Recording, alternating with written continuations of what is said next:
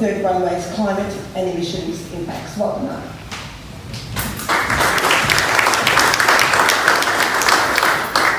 Thanks, Marty. Thanks. And thank you all for coming on today. It's fantastic to see the hall full. We weren't sure that it's hardening. And thanks to Virginia and Runway Council for responding to community concerns and also for providing the venue today. Talking about aviation's contribution to our climate emergency makes for a challenging conversation because we need to quickly cut flying emissions just like we need to cut all emissions, and that's confronting. But just like we willingly do abnormal things in any other emergency to get to safety, why can't we willingly do what's abnormal to get to climate safety? Put it this way, would you get on a plane that had a 10% chance of crashing? I don't see any hands up. That's because 10% chance is way, way too risky, right?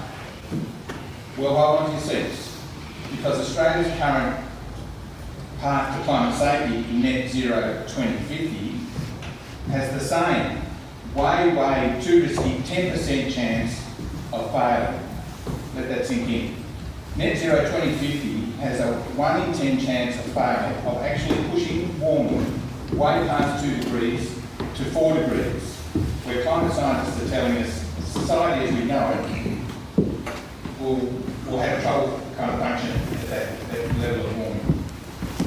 That's what the world's best climate scientists are telling us. That's what UN Secretary General Antonio Guterres is telling us, and that's why we're in a climate emergency. We're being asked to live in a world where the risk of total social collapse is greater than the risk of a bridge we're crossing collapsing, or a plane we're flying crashing. It's an insane proposition. So for an acceptable chance of getting to safety, we must cut emissions way, way faster than our leaders are telling us. But we can only do that if we first stop making new emissions, which is why we don't want a new runway. A new runway will enable way more emissions than Melbourne Airport reports in its plan that sent to Minister King for approval. How much more, you ask? How about 50 times more? Melbourne Airport actually reports only around 2% of third runway's total projected warming emissions. That's because they only report emissions during landing and takeoff. They say that total flight emissions are not their responsibility. That logic would mean there's nothing wrong with every new coal mine or gas extraction project going ahead. Because, hey, their emissions are made by someone else later somewhere else. Doesn't make sense. Melbourne Airport also deceived you and the Minister by reporting only CO2 emissions, when a flight's non-CO2 emissions, including contrails, create twice as much warming as just the CO2. So when we use Melbourne Airport's projected third runway flight numbers, and we add all the emissions that Melbourne Airport ignores, the proposed third runway will create, in 2046, which is at sort of the end of their in the American development plan, their sort of period they sort of cover, by 2046, around the same amount of emissions annually as our dirtiest coal-fired power station, AGL's Loy. And before that, by 2030, a third runway will increase domestic flight emissions from Melbourne Airport by over 50%. Right when the new Climate Change Act requires cuts of 43% by the same date, by 2030.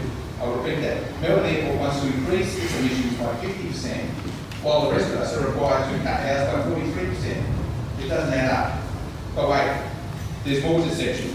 Melbourne Airport did an assessment of the risk to the operation of the third runway from these emissions it enables.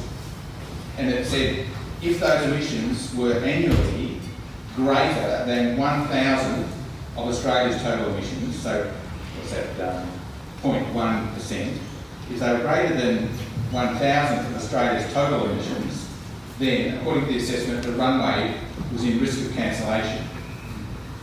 So, surprise, surprise, the emissions Melbourne Airport does report, like that 2% of the total, will be less than the 1,000 of Australia's total. But when all emissions are counted, risk of cancellation becomes real. So from our standpoint, we reckon Minister King should deny approval of the runway on these grounds. That Melbourne Airport underreports third runway emissions, it fails to respond to the legislated Climate Change Act emissions reduction obligations, and its failure to acknowledge the real risk of cancellation. We argue that approval would breach the Minister's duty of care to protect Australians from catastrophic climate change. We must not sit idle. To safeguard our community, stop the runway. Thank you. Yeah.